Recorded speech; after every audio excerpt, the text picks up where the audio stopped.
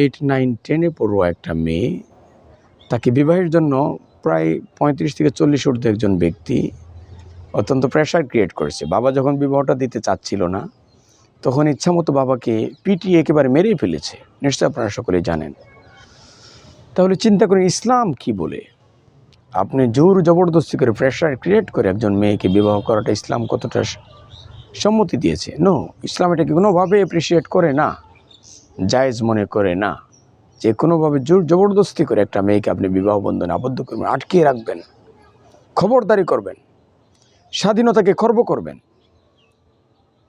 তার ইচ্ছার বিরুদ্ধে গিয়ে আপনি তাকে বিবাহ বন্ধনে আবদ্ধ করবেন, তাকে আবদ্ধ করে রাখবেন, মারধর করবেন, তার বাবাকে পিটিয়ে মেরে ফেলবেন, তারপরে ওই মেয়েটাকে বিবাহ করতে হবে। ইসলাম এটাকে পারমিট করে না।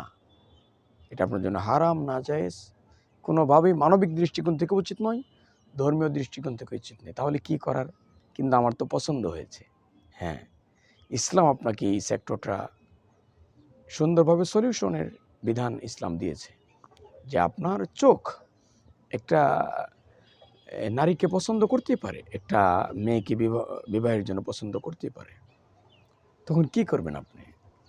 ইসলাম বলেছে একটা মেয়েকে যদি আপনার পছন্দ হয়ে থাকে, তার যে ওলি গার্জিয়ান রয়েছে, অভিভাবক রয়েছে, তার কাছে আপনি কোনো মাধ্যমে প্রপোজ করেন।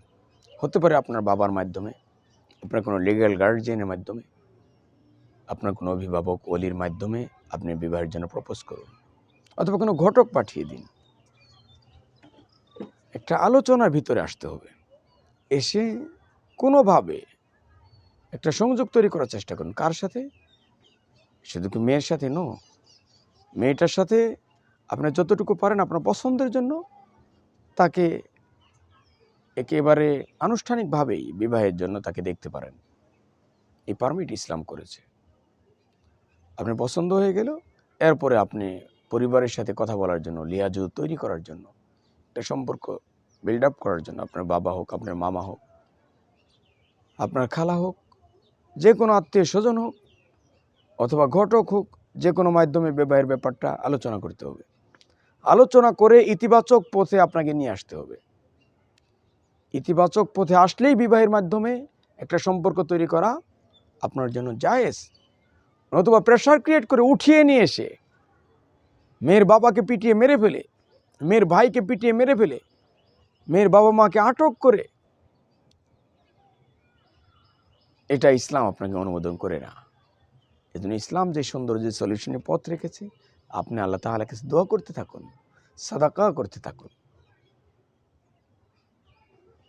আপনি লিগ্যাল গার্জিয়ানের মাধ্যমে এই মেয়ের পরিবারের কাছে খবর পৌঁছিয়ে দিন, কিছু হাদিয়া তোহফা পাঠিয়ে দিন। মেয়ের বাবার সাথে, মেয়ের ভাইয়ের সাথে, তার ফ্যামিলির আত্মীয় স্বজনদের সাথে একটা সম্পর্ক বিল্ড আপ করার চেষ্টা করুন। আপনার কর্মসংস্থানের স্পেশালিটিগুলো, আপনার যে অপরচুনিটিগুলো রয়েছে, সুযোগ সুবিধাগুলো রয়েছে, এগুলো তাদেরকে জানাতে থাকুন।